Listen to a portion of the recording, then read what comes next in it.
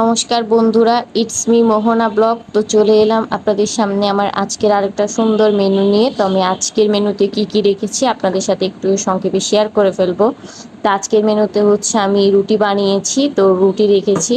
তো তার সাথে হচ্ছে আমার ফ্রিজে হচ্ছে খাসির মাংস ছিল। তো খাসির মাংসটা আমি একটু কষা কষা করে করেছি, ভুনা করে। তারপরে রুটিটা কিন্তু আমি গরম পানি দিয়ে বানিয়েছি। তো আপনারা কে কীরকম রুটি বানান আমার সাথে কিন্তু অবশ্যই একটু শেয়ার করবেন। তো শুধু কিন্তু ঝাল ঝাল হলে হয় না, তো তার সাথে যদি একটু মিষ্টি জাতীয় কিছু থাকে খুব ভালো লাগে। তো ফ্রিজে হচ্ছে মিষ্টি ছিল, তো আমি 3টা মিষ্টিও নিয়ে নিয়েছি। তো রুটিটা কিন্তু আমি ময়দা দিয়ে করেছি। তো আপনারা কি অনেকে আটা দিয়ে করে থাকেন, আবার অনেকে ময়দা দিয়ে করে থাকেন। তো কে কিভাবে করেন আমাকে একটু কমেন্ট করে বলবেন।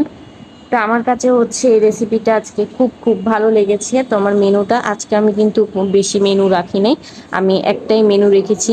তো রুটির সাথে কিন্তু আপনার যে কোনো মাংস খেতে খুব খুব মজা হয়, আর সেটা যদি খাসির মাংস হয় তাহলে তার কোনো কথাই হয় না।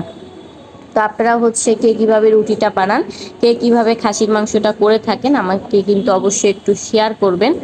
তো যদি ভালো লেগে থাকে বেশি বেশি করে আমার কমেন্ট বক্সে গিয়ে সুন্দর সুন্দর করে কমেন্ট করে আসবেন, এবং আপনাদের সুন্দর সুন্দর মতামত অবশ্যই আমাকে জানিয়ে আসবেন। তো আপনারা হচ্ছে অনেকে কারোর ভিডিওটা না দেখে, শুধু আমার ভিডিও না, কারোর ভিডিও না দেখে উপরে আঙ্গুল দিয়ে টান দেন, তো সেটা করবে না। চেষ্টা করবেন সব সময় শেষ পর্যন্ত ভিডিওটা দেখার জন্য।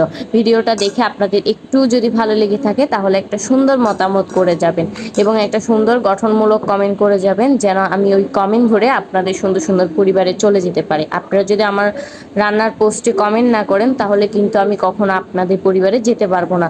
সুন্দর কমেন্ট করলে আমি ওই কমেন্ট ধরে আপনাদের পরিবারে পৌঁছে যেতে পারবো, এবং আপনাদেরকেও সুন্দর সুন্দর কমেন্ট করে আসতে পারবো।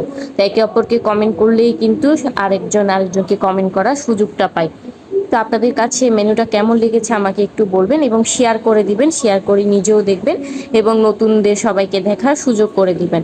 তো আপনাদের একটা কমেন্টে, আপনাদের একটা শেয়ারে কিন্তু আমি আর উৎসাহিত হব এবং সুন্দর সুন্দর ভিডিও আপলোড করতে পারবো।